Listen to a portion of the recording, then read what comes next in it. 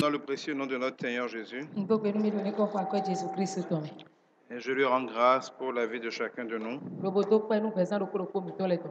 pour ce ministère aussi. Je lui rends grâce pour cette année qui tire vers son terme, année pendant laquelle il a fait beaucoup de choses pour nous, de très très nombreuses choses qu'on ne saurait finir de compter. Nous voyons parfois ce qu'il a fait, mais nous ne lui disons pas souvent merci. Mais nous ne voyons même pas souvent le plus gros, c'est-à-dire ce qu'il nous a évités. Et si nous voyons ces choses-là, nous n'aurions pas assez de temps pour lui rendre grâce.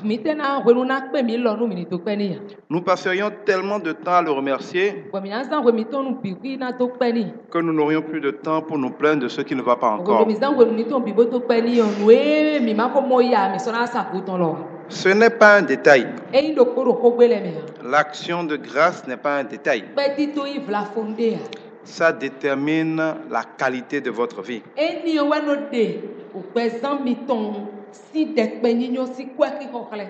Dieu siège dans notre louange.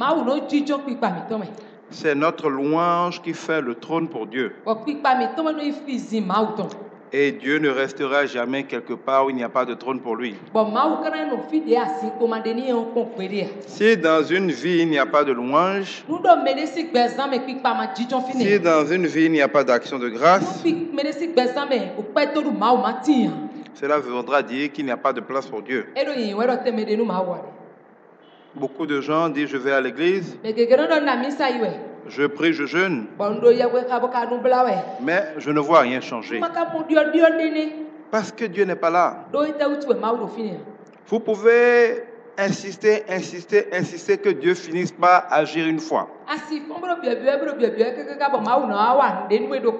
Comme le dit la parole, vous pouvez importuner tellement Dieu qu'il finit par vous jeter quelque chose.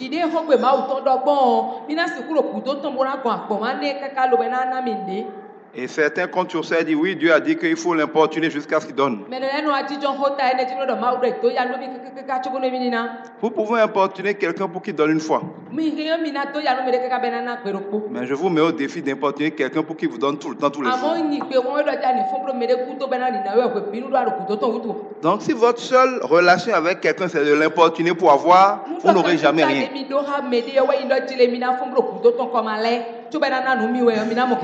Une fois de temps en temps, après l'avoir beaucoup importuné,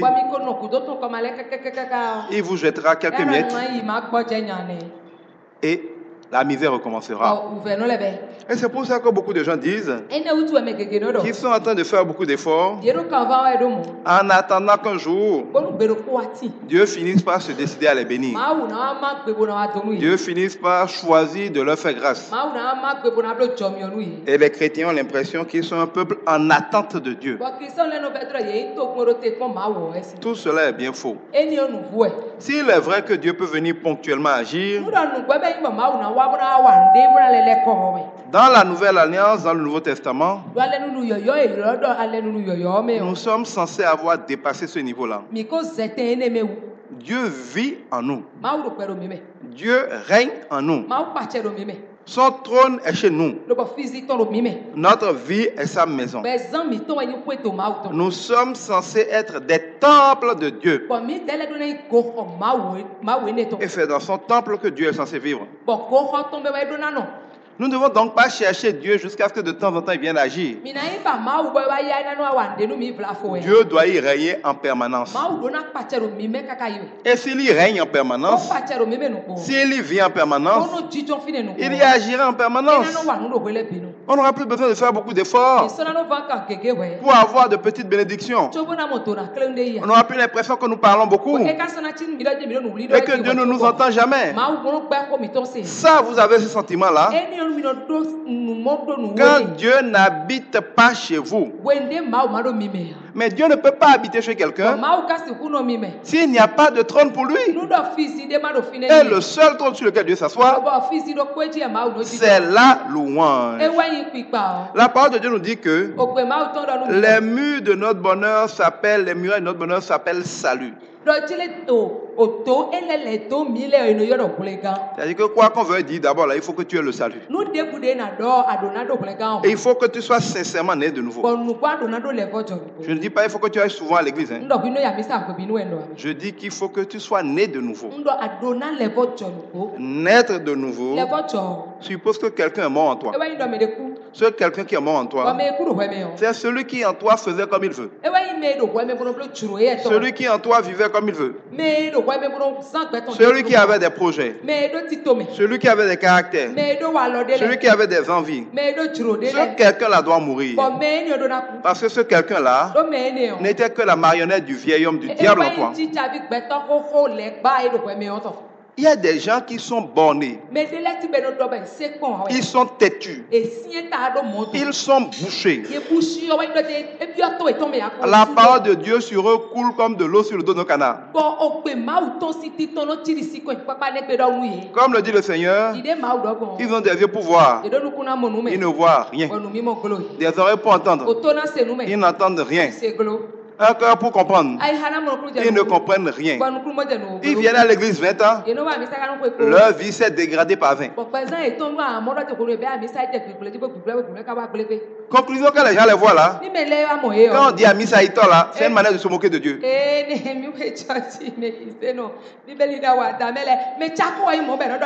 Vous êtes devenu une pierre d'achoppement pour la foi des autres.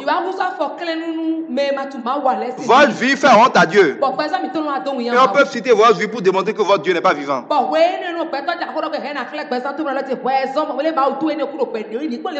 Comment quelqu'un de comme ça peut se lever évangéliser, quelqu'un va le suivre?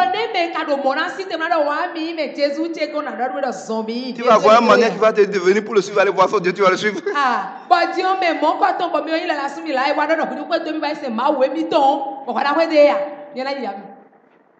Voilà pourquoi Dieu a des problèmes. Il a des enfants qui lui font honte. Le pire, c'est que Dieu lui-même a dit que on reconnaîtra ses vrais enfants à leurs fruits. Les fruits de Dieu là, les fruits du Saint-Esprit là, c'est l'amour, c'est la patience, c'est le fait de vouloir faire le bien aux gens, c'est la foi, c'est la piété, c'est la maîtrise de soi. Combien de chrétiens ont ça?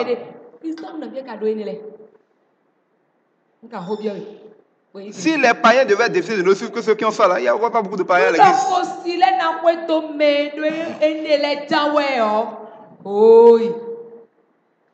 Vous avez tellement désobéi à Dieu, vous ignorez tellement Dieu que personne ne peut croire en votre Dieu. Finalement, vous-même, vous n'y croyez plus.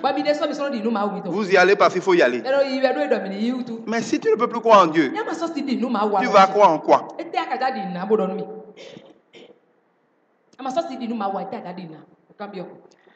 Les portes pour entrer dans la grâce de Dieu s'appellent louange. Et la muraille pour aller chez Dieu s'appelle salut. Une personne sauvée, c'est une personne née de nouveau. C'est une personne dont le bonheur ne dépend pas de ce qu'il fait. Son bonheur dépend de ce que Jésus a fait. J'insiste et je le répète. Parce qu'il y a une apparence contradiction entre le fait de dire que nous devons obéir à Dieu et qu'il est indispensable d'obéir à Dieu, et le fait de dire que l'obéissance à Dieu ne nous sauve pas. Il faut bien comprendre ça une fois pour toutes. Sinon vous allez tomber dans un piège. C'est le piège du pharisien. Jésus nous dit que deux personnes étaient en train de prier. L'un d'entre eux disait: moi je suis un docteur de la loi, je connais la parole de Dieu, je respecte tous les commandements, je paye ma dîme. dîmes, je paye mes offrandes, je n'ai aucun péché. Donc je me tiens fièrement devant Dieu pour lui demander de me bénir. Et l'autre dit, moi je suis un pauvre pécheur. Je ne suis même pas digne devant Dieu. Dieu pardonne, pitié de moi. Ne regarde pas mes péchés. Fais-moi grâce. Jésus nous dit que celui qui sera béni, c'est le deuxième. Celui qui demande la grâce. Celui qui dit qu'il n'est capable de rien. Celui qui s'humilie devant Dieu, qui dit qu'il n'est pas digne devant Dieu, mais qui demande que Dieu ait pitié de lui. Est-ce que ça veut dire qu'obéir ne sert à rien? Non, c'est pas ça que ça veut dire. Mais obéir ne te sauve pas. Nous ne sommes pas sauvés par nos œuvres. Nous ne sommes pas sauvés par nos œuvres d'obéissance. Nous sommes sauvés par la grâce de Dieu. Grâce veut dire cadeau immérité que tu ne payes rien pour avoir. Je le dis tout le temps, Dieu dit qu'il ne fait acception de personne. Il n'y a pas d'ombre de variation en Dieu. Dieu lève son soleil sur les bons et sur les méchants. Donc, si Dieu donne tout gratuitement, qu'il donne la grâce gratuitement et qu'il ne fait pas de favoritisme, il est obligé de donner la même mesure de grâce à tout le monde. Quelqu'un n'a pas plus de grâce qu'un autre. Dieu a donné la même mesure de grâce à tout le monde. Mais pourquoi certains jouissent plus de la grâce que d'autres? La Bible nous dit que la grâce nous est multipliée par la connaissance. Ce que tu sais, à quoi ce dont tu peux jouir dans les cadeaux. Je vais vous donner un exemple. Il y a plein de pays, il y a plein d'universités qui donnent des bourses. La bourse est gratuite. C'est un cadeau d'un pays ou d'une université qui prend en charge les études de quelqu'un. Le pays ne fait pas de favoritisme. Si c'est 1000 bourses qu'il a donné, c'est 1000 bourses pour tout le monde. C'est disponible pour tout le monde. Mais est-ce que tout le monde va avoir la bourse? Non. Qui va avoir la bourse? Ceux qui connaissent la bourse. Ceux qui connaissent les processus de la bourse. Et ceux qui déposent des dossiers qui sont en conformité avec ce qu'on a demandé pour la bourse. Donc la bourse est donnée gratuitement. Si la bourse n'avait pas été donnée, le fait de constituer ton dossier, d'être premier du Bénin, de beaucoup travailler, ne va pas faire créer la bourse pour toi. La bourse n'est pas créée par ton travail. La bourse est une grâce.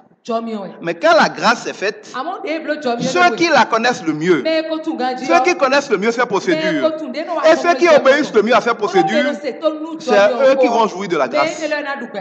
C'est pareil pour Dieu. Il a fait grâce. Il a tout accompli. Il nous a déjà bénis de toutes les bénédictions dans les lieux célestes. Tous les jours, quel que soit le besoin, Dieu pourvoit. Il te donne tout ce qu'il faut et il te donne encore plus pour que tu puisses faire de bonnes œuvres. Mais tout le monde n'en jouit pas. Ça là, c'est valable pour tout le monde. Mais tout le monde n'en jouit pas. Parce qu'il y a des gens qui ne savent pas ça. Ils n'ont pas la connaissance de ça. C'est pour ça que Dieu dira, mon peuple périt faute de connaissance. On ne vient pas à l'église parce que l'église est Dieu. On vient à l'église pour chercher la connaissance qui nous permet de vivre avec Dieu. C'est pour ça qu'il n'y a rien de plus insensé que de venir écouter Dieu tout le temps et de ne jamais vivre selon ce qu'on a entendu chez Dieu.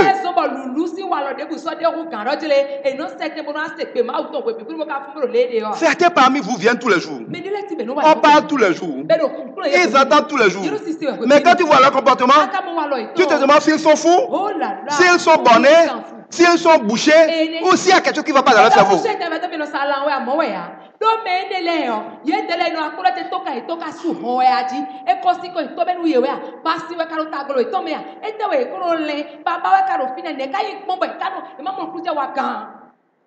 La Bible me le dit. Heureux êtes-vous si vous avez entendu ces choses, à condition que, pourvu que, tant que vous les mettez en pratique. À quoi ça sert d'apprendre quelque chose et de ne jamais le pratiquer? Vous avez des problèmes et vous oubliez ce qu'on vous a appris pour régler les problèmes. Je te dis que quand il y a obscurité, d'appuyer sur l'interrupteur, la lumière va s'allumer. On coupe le courant, mais il y a l'obscurité, la nuit tombe. Et tu m'appelles au téléphone pour dire qu'il fait sombre. Tu es con ou bien tu es con? Mais il y a des gens comme ça parmi vous. Qu'est-ce qu'on n'a pas fait ici sur la prospérité? Qu'est-ce qu'on n'a pas fait ici sur comment gagner de l'argent? Mais il y a des gens qui ne veulent pas comprendre.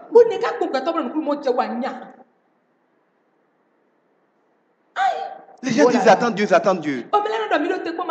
Vous n'attendez pas mon Dieu, hein? Lui, il a tout fini. Il a tout accompli. Il dit que sa main n'est pas incapable de vous bénir. Il dit que il n'est pas sourd. Arrêtez de répéter les mêmes choses. Il dit que c'est lui là qui est en train de vous attendre. Il dit Dieu use de patience. En attendant que vous là, vous qui dites que vous l'attendiez là, vous parvenez à la repentance. Toi, tu dis que tu attends Dieu. Dieu dit que lui t'attend. Tu dis j'ai faim. Dieu dit j'ai préparé le repas. Il faut aller dans la cafétéria car on va te servir. Tu dis que tu es trop fatigué pour aller à la cafétéria. Et tu es ici, tu supplies Dieu de manger. Chaque fois, Dieu dit va à la cafétéria Carrefour. Tu dis je n'ai pas trop envie d'aller là-bas, j'ai faim. J'attends que Dieu me donne à manger.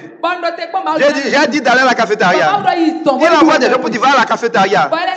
Tu ouvres la Bible, tu lis va à la cafétéria. Tu écoutes des messages, tu attends va à la cafétéria. Dans ton esprit, dit va à la cafétéria. Tu refuses d'aller à la cafétéria, que tu n'as pas envie d'aller là-bas. Tu es trop fatigué, mais tous les jours tu pries et tu jeûnes pour que Dieu te donne à manger. C'est comme ça que certains d'entre vous vivent. Dieu va mettre la nourriture dans ta bouche. La parole de Dieu, c'est l'ensemble des plans de Dieu pour aller chercher la grâce qu'il a donnée.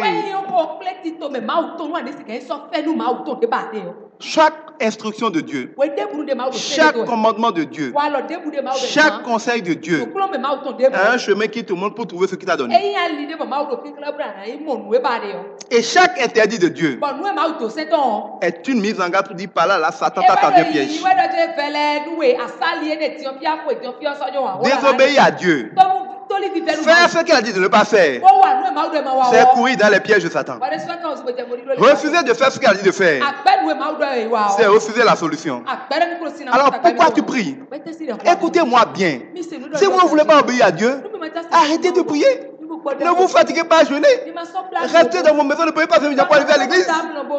Parce que ça ne sert à rien. Il faut que je vous dise la vérité. Si quelqu'un t'a dit que parce que tu viens me voir tous les dimanches, tu vas être béni, il ment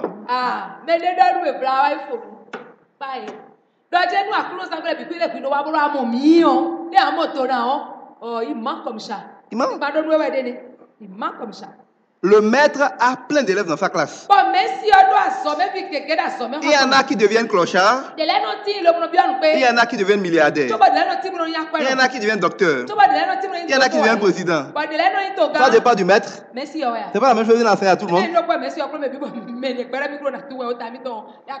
Ça dépend de ce qu'ils ont compris et de ce qu'ils ont pratiqué. L'église est une école où on apprend à marcher avec Dieu. Enoch a été agréable à Dieu. Il a été enlevé parce qu'il a marché avec Dieu. Pas parce qu'il allait à l'église. Pas parce qu'il priait. Pas parce qu'il jeûnait. Mais parce qu'il a marché avec Dieu. Il faisait les pas en fonction de la parole de Dieu. Parce que la parole de Dieu est une lampe pour ses pieds. C'est elle qui dit là où mettre le pied et là où il ne va pas mettre le pied. La parole de Dieu est un guide pour lui. Elle l'instruit. Elle lui dit va à droite. Elle lui dit va à gauche. Elle lui tient la main sur les chemins tortueux glissants. C'est elle qui brise les verrous devant lui.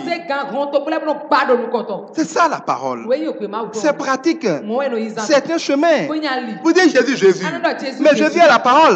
Mais en tant que parole, Jésus dit quoi? Qu'il est le chemin. Ça veut dire quoi chemin? Mais c'est là où on passe. Pour aller là où on veut aller. Jésus est le chemin. Et Jésus est la parole. Mais la parole est le chemin. Tu refuses de prendre le chemin. Et tu dis que tu attends d'arriver. Tu vas attendre longtemps.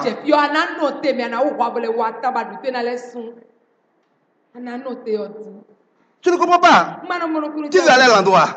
On dit voilà le chemin. Et tu dis non, je ne veux pas prendre le chemin. Attends, puis je ne veux pas prendre le chemin. Parlez, je ne veux pas prendre le chemin.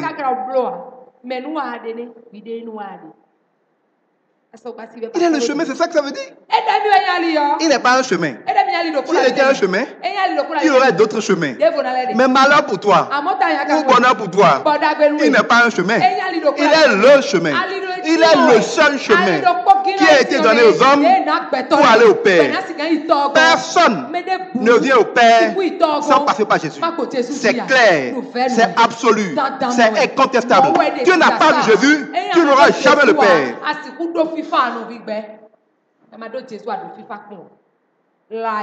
C'est le chemin. Comment on peut vouloir aller quelque part? Laissez le chemin là et se balader. Il est le chemin. Je ne sais pas si c'est moi qui suis bizarre, hein? Mais c'est quand même plus simple d'obéir à Dieu que de faire les actes religieux, non? C'est pas plus simple?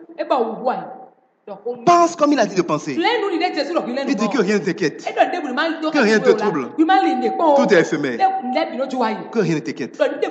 Il dit de ne pas avoir peur. N'aie pas peur. Il dit de croire. Crois seulement.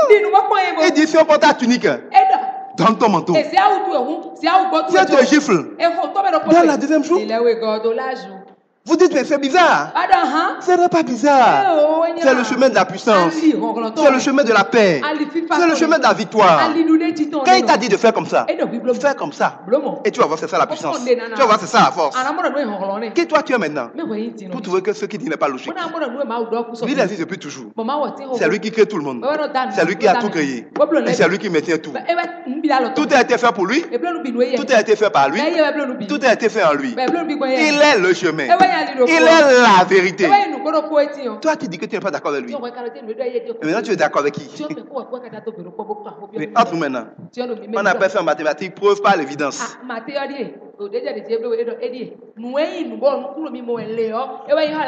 Jusque là, tu n'as pas été d'accord avec lui. Et tu as fait comme tu veux.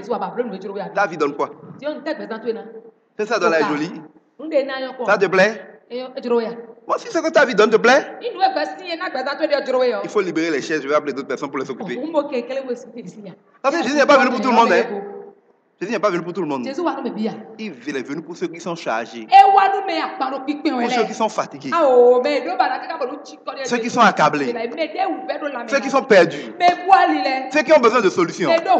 Ceux qui ont besoin de paix. Ceux qui ont besoin de joie. Ceux qui ont besoin de gloire. Ceux qui ont besoin de prospérité. Ceux qui ont besoin d'onction. Si tu n'as pas besoin de lui, ne te fatigue pas. Il y a des gens qui aiment voir des fidèles. Hein. Moi, j'ai tellement de choses à faire que je n'ai pas besoin de voir de fidèles. Si je suis heureux d'être ici, c'est parce que je veux voir se lever des géants de la foi, des gens qui marchent comme Dieu a dit de marcher et qui brillent de la gloire de Dieu. Et on voit leur vie, on les aime pas, on aime Dieu, on ne l'aime pas, on est obligé de dire assurément ces gens-là sont fils de Dieu. Moi, le plus grand compliment que mes adversaires me font, c'est quand quelqu'un finit par dire, ce petit-là, je ne l'aime pas. Mais franchement, si Dieu n'est pas dans sa vie, en tout cas, il y a quelque chose de bizarre. Parce que ta vie doit forcer les gens à constater que ça là, c'est quand même Dieu. Mais ce n'est pas possible si tu ne lui obéis pas. Ce n'est pas que ton obéissance t'a fait mériter le salut. Il t'a donné le salut gratuitement. Mais tu ne peux pas jouir du salut si tu ne lui obéis pas. Et quand on parle d'obéissance, c'est parfois des choses simples. Dieu dit que celui qui sème dans le sacrifice va récolter dans la joie. Mais il y a des gens qui ne peuvent faire aucun sacrifice. Dès que quelque chose devient difficile, il fuit. Il commence à dire aujourd'hui, c'est un peu difficile, il ne laisse pas sa B. C'est un peu difficile, il ne laisse pas sa C. Chaque fois, tu trouves des prétextes. C'est le temps, c'est la conjoncture, le marché. Il y a toutes des excuses. Ça, la Bible appelle ça un paresseux. Il faut écrire. Bade Drogba le fila marqué le binawe et va Drogba de ballon hodi Drogba bebla san tomba Dieu et tobi eizenwe on ko ballon do pa izen ayi tro aro e o Drogba fe udi so Drogba na iwa eto be dribble be ya ado e o ko de buso fina les constances je lève les yeux vers les montagnes panu mo yoyo be no tro kaka o wa ije don e le mo be o bon fi dia contre temps roma wa o za e ko le to si fere e bla libro ye bo e mo capita e bla si ko blo divan sai divan et quand vous avez vu, mais c'est Madrid Wado, cuisine autant, au Madrid, au Tinia, et le les verres au Montpellier, au fou, et que la chose est finie, et du maçon, mais oui, d'accord, alors qu'on peut te black, comme les deux confiants, il y a des gens comme ça parmi nous. C'est des gens qui disent qu'il y a des problèmes, mais qui sont des paresseux. La Bible dit que le paresseux dit qu'il y a un lion dehors, il ne peut pas sortir. Mais si tu es paresseux, Dieu dit dans sa parole que la pauvreté va te surprendre comme un rôdeur. La misère va venir comme un braqueur. Je vous précise qu'il y a une différence entre les deux. Le rôdeur vient doucement, tu ne sais pas quand il vient. Le braqueur te prend violemment. Dieu dit que si tu es paresseux, que ce soit dans la douceur ou brutalement, la misère va t'attacher. Il n'y a pas de prière contre ça. Il n'y a pas de jeûne contre ça. Il n'y a pas d'offrande contre ça. Parce que Dieu veille sur sa parole là aussi pour l'accomplir. C'est pas compliqué. On dit si tu sèmes un peu, tu récolteras un peu. Tu sèmes beaucoup, tu récolteras beaucoup. Le juste va prospérer du fruit de son travail. Dieu bénira l'œuvre de tes mains. Toi, tu es paresseux. Tes mains sont en bougie, ça n'a pas de la chaleur. Tu es paresseux. Ou tu es une paresseuse. Et tu tournes en rond dans ta vie. Tu peux venir à l'église 1000 ans. Tu peux prier fatigué. Tu peux jeûner. Tu peux changer d'église. Trouver les men of God, les bishops, archibishops, les généralissimes. Qui que tu as trouvé, tu vas être pauvre. Et de plus en plus pauvre. Et on va t'enterrer dans la pauvreté. Tant que tu n'arrêteras pas d'être paresseux. Parce que Dieu veille sur cette parole-là pour l'accomplir.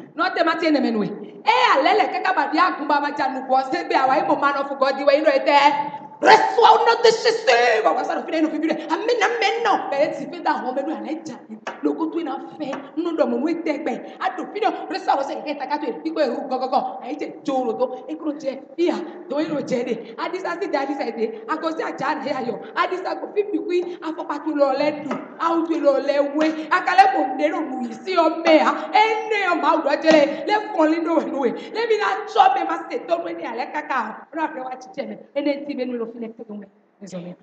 La Bible dit, au jour du bonheur, réjouis-toi. Au jour du malheur, médite tes voies. C'est un autre problème de certains chrétiens. Quand il y a des problèmes, au lieu de méditer leur voie et d'analyser leur comportement, pour voir en quoi leur comportement désobéit à Dieu, et c'est pour ça qu'ils ont des problèmes, ils attaquent les démons. Ils attaquent le diable. Et ils commencent à prier. C'est à prière qu'il s'agit.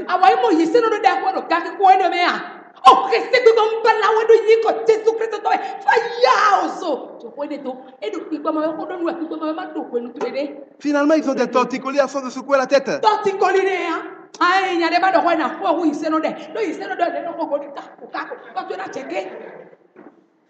C'est pas ça la chose.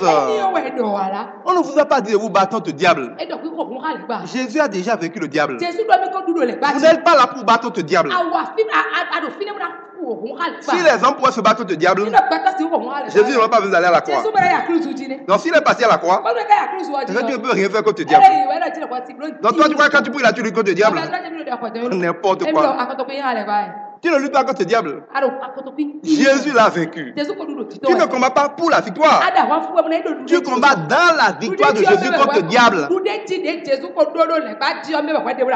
Tu ne fais qu'exercer la victoire de Jésus. Et pour ça, point besoin de force. C'est comme un policier. Pour arrêter un titan, le policier ne se bat pas contre le titan. Aucun policier ne peut se battre contre un titan et l'arrêter. Même un commandant ne peut pas se battre contre un titan et l'arrêter. Donc, la vocation d'un militaire ou d'un gendarme n'est pas d'arrêter par sa force les titans.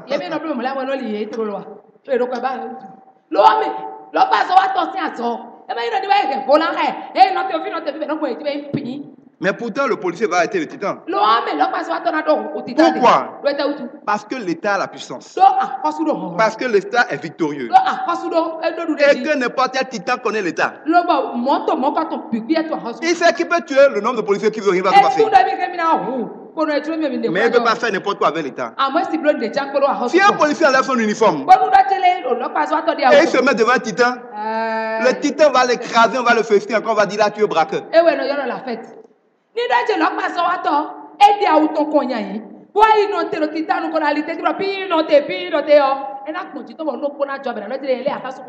C'est pour ça qu'on voit dans Acte 19 avec les fils de Sceva.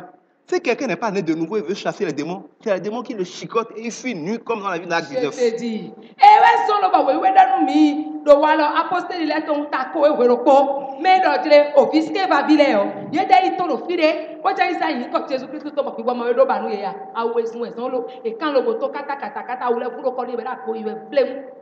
Mais quand tu as l'uniforme, le chauffeur sait que celui-là représente la puissance publique, l'État.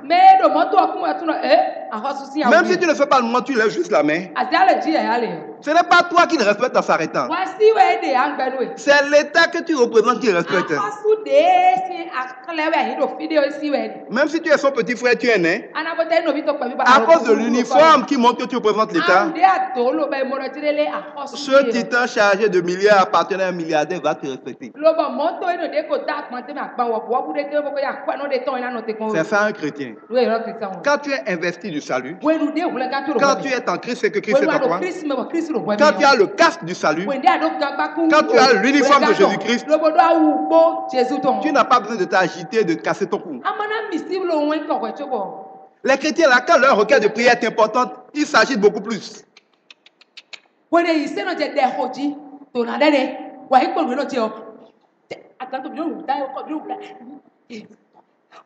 Mais qui vous a dit que vous devez être plus violent et plus agité quand le problème est plus grand? Ou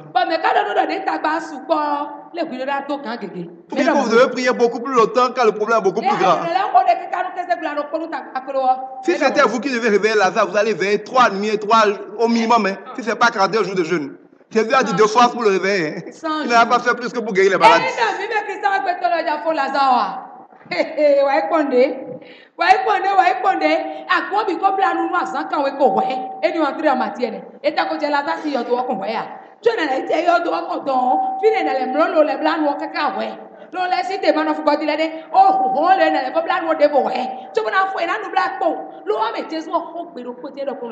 Père, tu m'exauces toujours.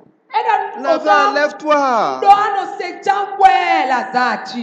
Vous n'avez pas besoin de transpirer parce que vous êtes en train de prier.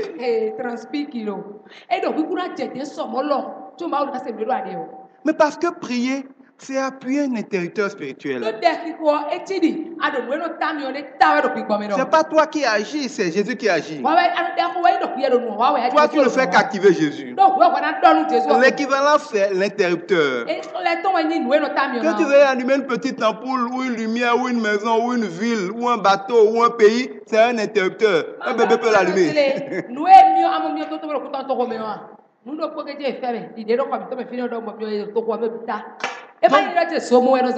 C'est pas parce que c'est beaucoup de lampes qu'il faut appuyer plus fort sur l'interrupteur, bien que l'interrupteur doit avoir la taille d'un camion.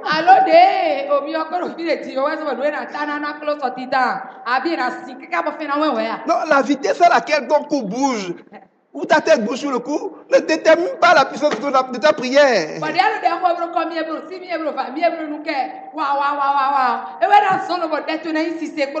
Ésaïe 30 dit, c'est dans le calme, le repos et la confiance. Ce n'est pas dans l'agitation que se trouve ta force.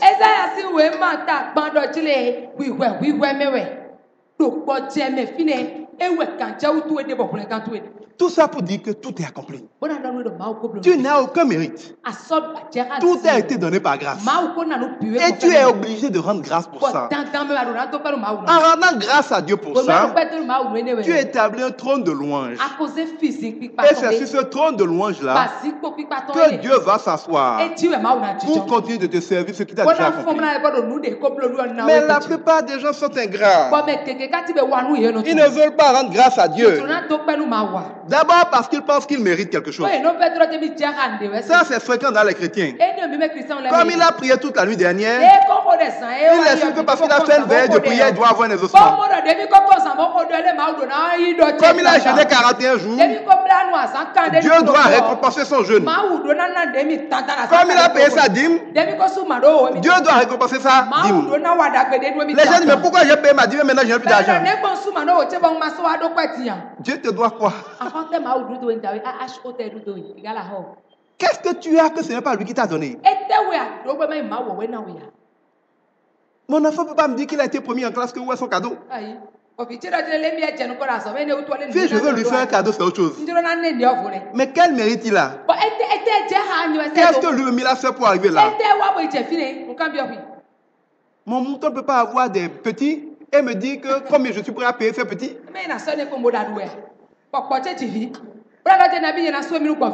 C'est mon mouton. C'est moi qui le nourris. Et maintenant, il dit qu'il a fait des petits, je vais payer combien pour acheter? Mais c'est ça que nous, les chrétiens, nous faisons. Nous faisons des œuvres et nous estimons que Dieu doit récompenser ça immédiatement. Luc 17, verset 7. Supposons ceci. L'un d'entre vous a un serviteur qui laboure, qui garde les troupeaux. Lorsqu'il le voit revenir des champs, va-t-il lui dire, viens vite te mettre à table? Non. Il lui dira plutôt, prépare mon repas, puis change de vêtements pour me servir pendant que je mange et bois.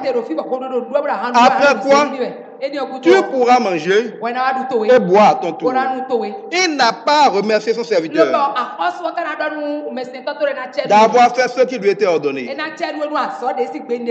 pas? Il en va de même pour vous. Quand vous aurez fait tout ce que vous avez ordonné, dites, nous sommes de simples serviteurs. Nous n'avons fait que notre devoir. Quand on confie un boulot à un serviteur, il le fait. Il n'attend pas de récompense immédiate. Il n'attend pas de félicitations immédiates. C'est son travail. Il attend que le chef jouisse de son travail, produise les fruits qu'il veut faire. C'est quand le chef a fini de jouir de son travail et qu'il n'a plus besoin de lui, que lui-même va s'asseoir pour manger. C'est ça, un serviteur. Oh, nous sommes les serviteurs de Dieu. Alors, pourquoi, à peine on est en train de travailler, quand le gars dit, tu n'as rien fait, hein, tu ne veux rien faire. Bon, si tu fais, moi, je ne veux plus à l'église. Hein.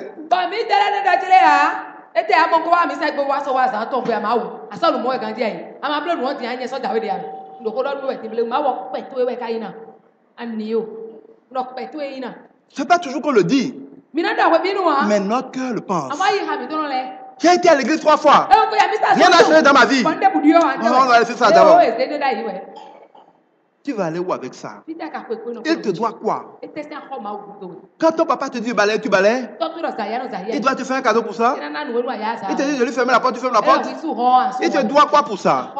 S'il te fait quelque chose, mais c'est parce qu'il le veut. Quand tu fais quelque chose pour ton père, c'est aujourd'hui la génération perverse. Tu ne peux pas avoir un enfant t'acheter du crédit là sans qu'il te demande pour boire.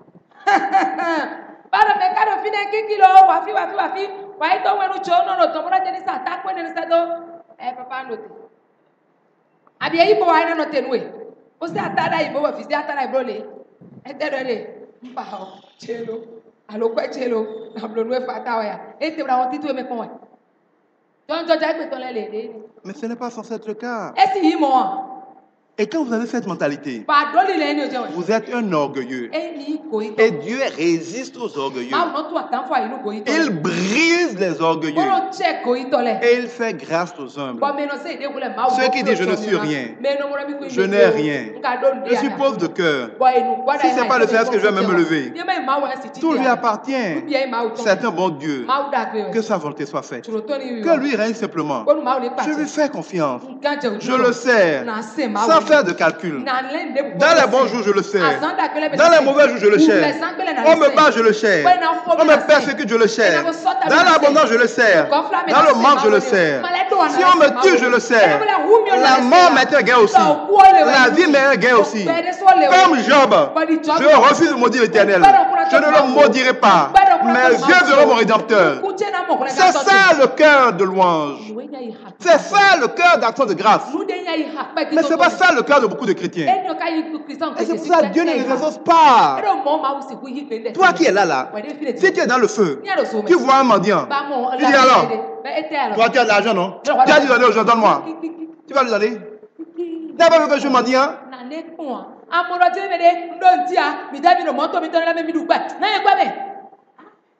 Hein? Tu n'as pas vu que je suis sale? Et Dieu a dit fais grâce au sale. Tu vas lui donner?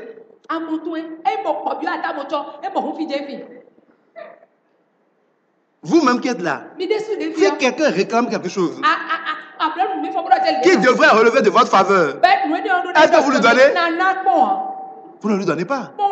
Alors pourquoi vous voulez vous adresser à Dieu comme si vous avez droit à quelque chose? Vous n'avez droit à rien. Même si vous ne le dites pas, Dieu voit votre cœur. Si votre cœur en venait à lui, c'est le cas de je fais ça pour voir qu'est-ce que Dieu va faire. Dieu vous résistera. La Bible même dit que Dieu va permettre des temps d'épreuve. Pour tester, Deutéronome je crois. Dieu va permettre des temps d'épreuve pour tester la sincérité de vos motivations. Nous sommes l'épouse de Christ. Mais si un homme a une femme, il a l'argent, il fait tout pour sa femme. Sa femme, même si elle a une prostituée, joue toujours la fidèle. Qui ne donne pas l'argent pendant un mois, il va voir le vrai visage de sa femme.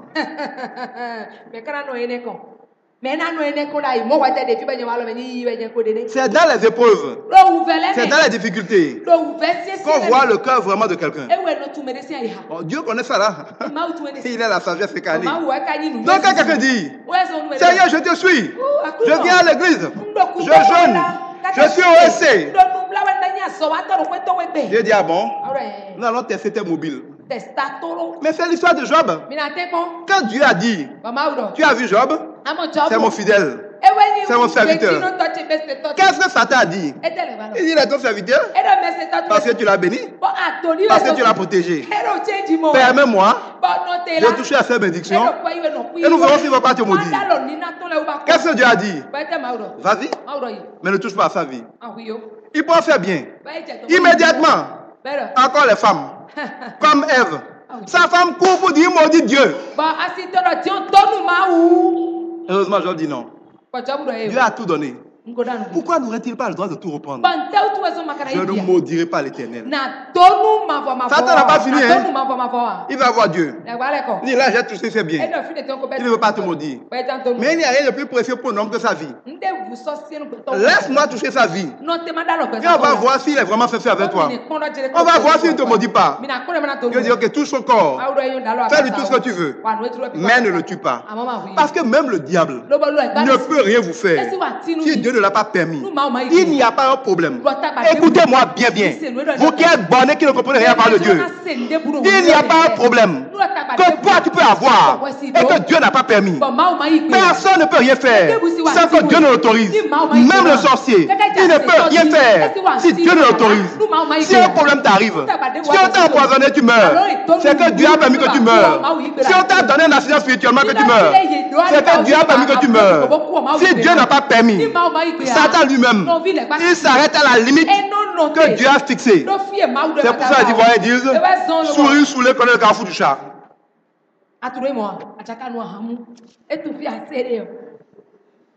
Satan connaît les limites de Dieu. Même pour aller plus loin, il va demander la permission de Dieu. C'est pareil dans ta vie. Dieu n'a pas changé. Satan n'a pas changé. Il peut te faire tout ce qu'il veut. Si Dieu le permet. Et si Dieu le permet, c'est parce que Dieu a un plan par lequel il va utiliser ce qu'il a permis encore pour t'élever. Si entre-temps, tu ne l'as pas maudit. Si entre-temps, tu ne t'es pas retourné. Tu ne t'es pas rebellé. C'est pour ça que Dieu dit que celui qui met la main à la charrue et qui regarde derrière n'est pas digne de Dieu. C'est le problème aujourd'hui des jeunes. L'inconstance, la lâcheté. À la moindre épreuve, on fuit. À la moindre difficulté, on fuit. Mais sachez-le, Dieu a dit, je te conduirai dans le désert pour parler à ton cœur. Quand Dieu dit, allons dans le désert, tu fuis. Faut fuir. Tourne partout où tu veux. Tu reviendras au désert. Quand tu es au CI, tu fuis l'école là. Tu ne reviens pas à l'université. Hein? Tu reviens au CI. Fais 5 ans dehors si tu veux. Le jour où tu reviendras, ce sera au CI.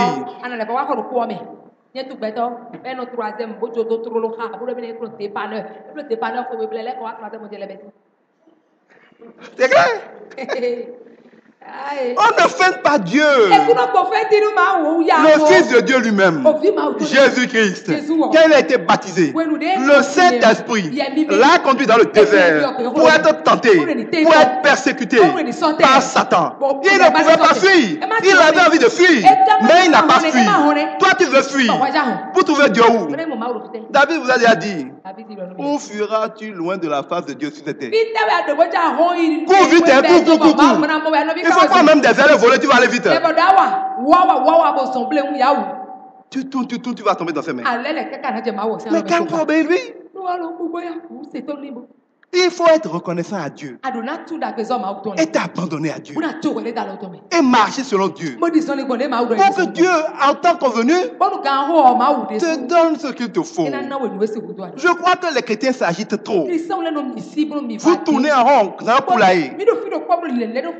On dit que tu es un poulet, tu es dans un poulailler. Pourquoi tu cours, tu sautes, tu vas où? Vous passez votre temps à vous agiter, à vous fatiguer. Quand vous êtes fatigué, vous dites il faut venir me tuer pour faire Michoui, faire mieux, je suis fatigué.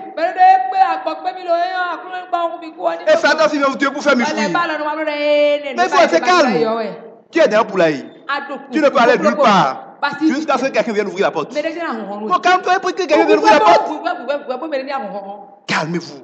Je vois trop de gens parmi vous agités. Il y a des moments de la vie qui sont des moments d'épreuve dans lesquels tu n'as rien d'autre à faire que de rester calme. De prier pour que Dieu te donne la grâce d'être fort. Dans le jardin de Gethsemane, Jésus a pu commencer à faire des prières de fuite. Viens me sauver. Envoie tes anges pour m'enlever. Dieu Satan, il a pu faire des têtes comme ça. Non, il n'y a rien à faire. C'est le chemin. C'est la coupe que le Seigneur a prévue. Mais il a demandé quoi? Donne-moi la force. La force de vivre ce moment. Donne-moi la force de demeurer dans ta parole. De faire ta volonté. C'est ça qu'il faut demander. Calmez-vous. Vous perdez des années en tournant en rond. Arrêtez de tourner en rond.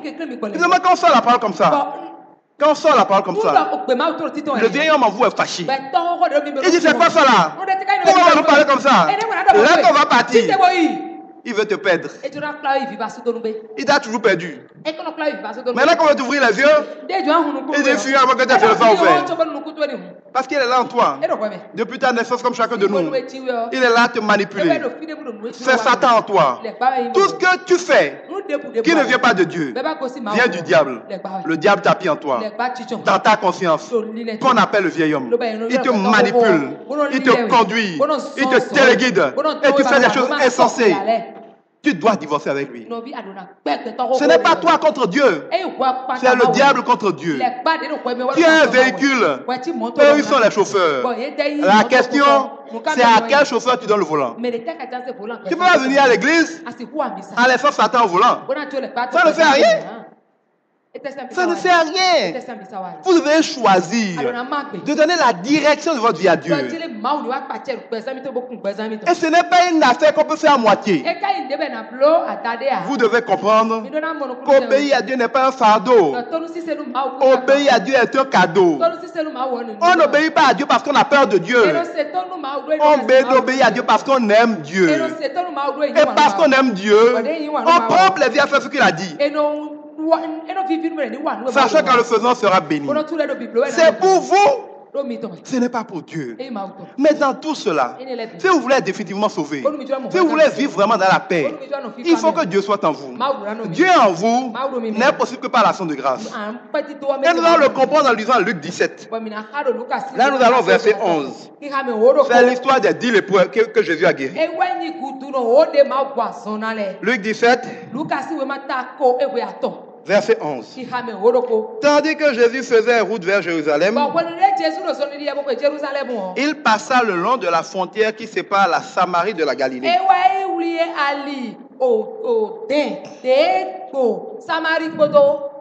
Galilée. Il entrait dans un village quand 10 lépreux vinrent à sa rencontre. Il se tint à distance et se mirent à crier. Jésus, Maître, aie pitié de nous. Jésus les vit et leur dit, allez vous faire examiner par les prêtres. Pendant qu'ils y allaient, ils furent guéris. L'un d'entre eux, quand il vit qu'il était guéri, revint sur ses pas en louant Dieu à haute voix. Il se jeta aux pieds de Jésus, le visage contre terre, et le remercia. Cet homme était samaritain. Jésus dit alors, tous les 10 ont été guéris, n'est-ce pas? Où sont les 9 autres? Personne n'a-t-il pensé à revenir pour remercier Dieu? Sinon cet étranger. Puis Jésus leur dit, relève-toi et va. Ta foi t'a sauvé. Alors ça veut dire quoi? 10 lépreux, 10 pécheurs, 10 personnes maudites croisent le chemin de Jésus. Chez les Juifs, la lèpre était une maladie grave et contagieuse. Quand quelqu'un l'avait, on le considérait comme impur. Il n'avait droit à rien, même pas s'approcher d'un serviteur de Dieu. Et c'était une maladie incurable. C'était donc quelqu'un qui était mis en quarantaine définitivement. Même en sécurité, il devait dire, je suis lépreux, pourquoi tu quittes son chemin? Donc vous allez voir qu'il y a des moments où Jésus voulait bénir les lépreux. Ses disciples disaient, mais il est lépreux, tu n'as même pas le droit en tant que serviteur de Dieu de l'approcher.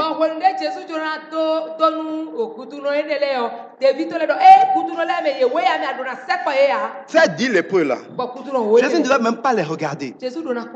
Il était trop pur pour regarder des impurs. Mais Dieu étant miséricordieux, Jésus s'arrête. Il dit, nous sommes lépreux. Sauve-nous. Et Jésus leur dit quoi? Allez voir les prêtres pour vous examiner. Parce que la loi des Juifs disait que si pas extraordinaire, un lépreux venait à guérir, il fallait qu'il aille voir les prêtres pour se faire examiner, pour qu'il confirme qu'il est vraiment guéri, afin qu'on le déclare pur. Donc en leur disant, allez voir les prêtres pour qu'ils vous examinent, Jésus affirmait déjà, vous êtes guéri. C'est comme si un Sidéen vient, je prie pour lui, il dit je suis guéri, je dis va refaire ton test de sida. Ça veut tout dire. Sur le chemin, en allant se faire inspecter, ils ont découvert qu'ils étaient guéris. À sa seule parole, Jésus les avait guéris. Sortis ils étaient maudits. Ils n'avaient plus droit à rien. Jésus les a sauvés de ça. Ils étaient 10, dont 9 juifs et un seul samaritain. Les samaritains sont considérés comme les ennemis de Dieu. Au début, les juifs et les samaritains faisaient un seul peuple. Mais à un moment, les samaritains ont commencé à faire un peu d'idolâtrie, donc ils se sont séparés un peu des juifs. Donc les samaritains sont considérés par les juifs comme des impurs, comme des pécheurs. C'est pour ça que Jésus, pour parler de l'amour du prochain, utilise un Samaritain. Et que le salut de la Samaritaine est si important. C'est comme si Jésus avait été faire des miracles parmi les féticheurs. Nous voyons ici que 9 personnes enfants de Dieu, tous se disant purs enfants de Dieu, sont passés de la lèpre à la guérison. Ils ont continué leur chemin. Ils ne sont pas venus dire merci à Jésus. Ils ont continué leur chemin. Il y en a un seul. Comme par hasard, le réputé le plus pécheur, le Samaritain, c'est lui qui a fait marche arrière et qui est venu dire à Jésus, merci, je suis guéri. Et Jésus de lui demander, les 9 autres là, eux, ils n'ont pas été guéris. S'ils ont été guéris, eux ne peuvent pas venir dire merci à Dieu. Il n'y a qu'un étranger. Quelqu'un qu'on considère étranger à la grâce de Dieu, qui est venu dire merci à Dieu. Et Dieu dit quoi d'important ici? Il dit, va, ta foi t'a sauvé. Les autres avaient été guéris d'une maladie ponctuelle. Mais celui qui est revenu, il a été sauvé. Il a été totalement sauvé. Le mot pour dire sauvé, c'est sozo. Sozo, c'est une délivrance totale. C'est le règlement total de tes problèmes. Santé, prospérité, gloire, onction, mariage, enfant. Dieu te sauve des problèmes. Ça veut dire quoi? 10 personnes. Jésus a fait des miracles pour eux. Certains c'est la santé, d'autres c'est un enfant, d'autres c'est de l'emploi, d'autres c'est de l'argent, d'autres c'est la prison. Jésus a fait quelque chose pour beaucoup de gens. Et nous le voyons tous les jours dans le ministère. La majorité ne reviennent jamais à l'église. Ils ne reviennent jamais à Jésus. Ils témoignent, Jésus a fait tel pour moi. Parfois encore. Mais jamais prennent leur chemin. Tu ne reverras plus jamais. Ils disent, oh oui, un jour Dieu m'a guéri. Mais Dieu les a guéris. Ils ne sont jamais venus chez Dieu. Ça veut dire quoi? Tu vois Dieu, il te donne un bonbon et tu continues ton chemin. Alors que tu peux t'arrêter et dire merci. Si tu dis merci, vas-y, rentre dans la maison. Désormais, tu habites ici. Désormais, tu manges ici. Désormais, on t'habite ici. Désormais, les gars sont pour toi ici. Désormais, tu es roi ici. C'est ça la différence. Vous prenez une bénédiction et vous partez. Ou vous prenez une bénédiction et vous revenez. Et dit, comme tu es revenu maintenant, tu es totalement sauvé. J'avais juste guéri la lèpre. Maintenant, tu es totalement sauvé. C'est le problème de beaucoup de chrétiens. On a un problème. On croit à Jésus. Dès qu'il y a une solution, on n'a plus besoin de Jésus. On continue son chemin.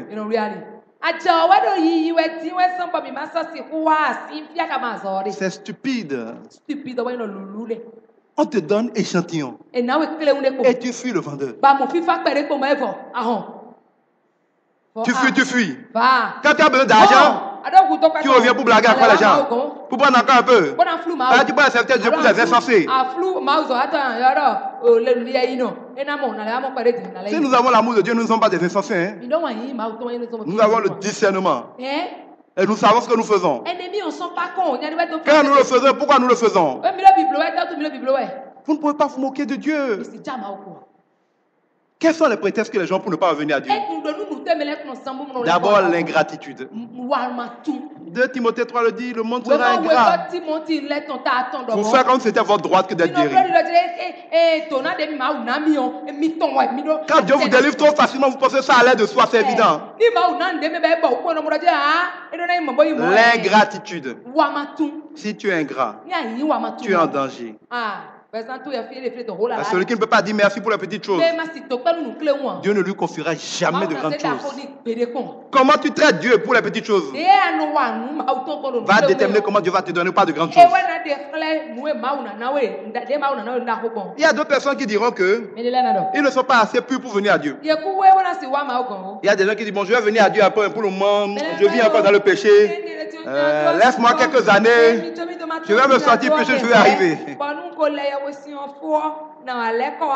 Je ne savais pas qu'il y a certains qui décident du jour où ils vont mourir. Ceux qui pensent, écoutez-moi bien, il se pourrait que vous mouriez demain. Il se pourrait que vous mouriez demain. Et peut-être aujourd'hui. Dieu ne vous préviendra pas. Il ne vous donnera pas rendez-vous. Mais il vous rappellera que vous m'avez entendu. Vous avez peut-être entendu d'autres personnes. Vous avez eu le choix.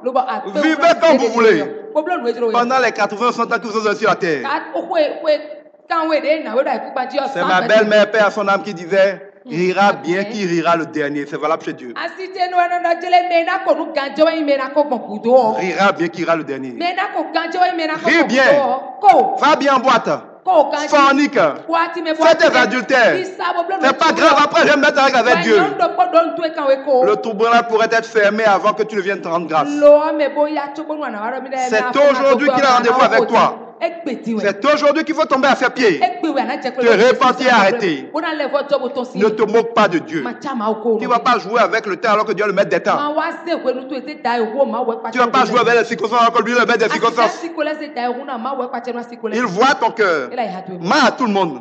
Mais sache qu'on ne ment pas à Dieu. Il ne va pas donner le temps infiniment. Si tu sais que sans ça tu iras en enfer, c'est tout de suite. C'est pas demain. C'est pas tout à l'heure. C'est tout de suite qu'il faut faire la paix avec lui. Il ne te demande pas d'être parfait, mais il te demande de choisir d'être parfait. Il te demande de vouloir être parfait. Il te demande de marcher par sa parole et de bannir le péché. D'être en guerre contre le péché. Oui, tu tomberas. Oui, tu peux tomber dans les péchés. Parce que tout le monde est pécheur. Et tout le monde tombe dans le péché. Mais il y a des gens qui sont sortis de la vie de péché. On peut tomber dans le péché, mais avoir une vie de péché, où le péché est la norme, ou faire comme on veut la norme. Si tu ne sors pas de ça, tu iras en enfer. Tu attends d'être pur. Toi, tu peux devenir pur. Si tu pouvais devenir pur, tu seras encore là. C'est lui qui te donnera encore de vouloir être pur et de pouvoir être pur. Il est l'auteur et le consommateur de la foi. C'est son sang seulement qui peut te purifier. Toi-même, tu ne peux pas te purifier. Tu n'as jamais vu un soulard décider de ne plus boire. Tu n'as jamais vu un fumeur décider de ne plus fumer. Tu as vu un voleur décider de ne plus voler. Il est impossible pour un pécheur de lutter contre le pécheur. Comme il est impossible pour un manguier de choisir de ne pas produire de mangue. Si c'est ta nature, tu le feras. Arrache les mauvaises herbes n'importe comment. Ça repoussera, à moins que quelqu'un vive là. Si Jésus n'est pas dans ta vie, s'il ne règne pas dans ta vie, toi qui es là, tu ne peux rien faire contre le péché. Tu n'as jamais vu un véhicule officiel démarrer que le chauffeur tourne la clé. Nous n'avons pas à combattre la chair et le sang, mais les esprits qui les animent. Les esprits qui animent le péché. Les esprits qui détruisent les vies par le péché. Seul Jésus peut les vaincre. Mais Jésus ne les vaincra pas si tu ne lui donnes pas le droit. Tu dois accepter Jésus aujourd'hui. Tu dois donner ta vie à Jésus aujourd'hui. Pour que de l'intérieur, lui fasse le ménage. Que lui prenne le volant. Si tu es de ces hypocrites qui se baladent à l'église juste pour mendier, juste pour manipuler les gens, réveille-toi. Nous sommes en train de terminer une année. 2016 sera une année où Dieu mettra clairement la différence entre ceux qui le servent sincèrement et ceux qui ne le servent pas sincèrement. La balle est dans ton camp. Tu attends quoi? Que toi tu peux faire? Jésus est venu pour les pécheurs. Il est venu pour les pécheurs. Il n'est pas venu pour les saints. Il demande qu'une seule chose. Un cœur qui sincèrement veut en finir avec le péché. Un cœur qui sincèrement veut s'accrocher à lui. Un cœur qui reconnaît qu'il ne peut pas faire comme il veut. Un cœur qui dit Seigneur, viens prendre le contrôle. Je me donne à toi. Je m'abandonne à toi. Prends le volant. Désormais, je suis un esclave de ta parole. Si tu dis d'aller à gauche, j'irai à gauche. Si tu dis d'aller à droite, j'irai à droite et je te remercierai pour tout, parce que tout est grâce. Je surfe sur ta grâce. Je m'abandonne à ta grâce. Je te rends grâce, parce que quand je te rends grâce, cela me donne la paix. Comme nous le dit Philippiens 4, la paix. La paix qui dépasse toute intelligence. Tu ne peux pas avoir la paix en luttant dans cette vie. Tu ne peux avoir la paix quand tu es reposant sur Jésus. C'est un choix, hein? À toi de faire ton choix. Si tu ne veux pas aussi, tu peux ne pas le faire. Moi, j'ai fait le mien. Pour moi, c'est gagné. Est-ce que tu veux t'en sortir? La balle est dans ton camp. Tu ne veux pas t'en sortir? Tu préfères gêner? Tu préfères aller au veillée de prière? Tu préfères faire descendre le feu? Chicoter le diable? Et faire tomber ta tête? C'est ton choix. Que Dieu te bénisse.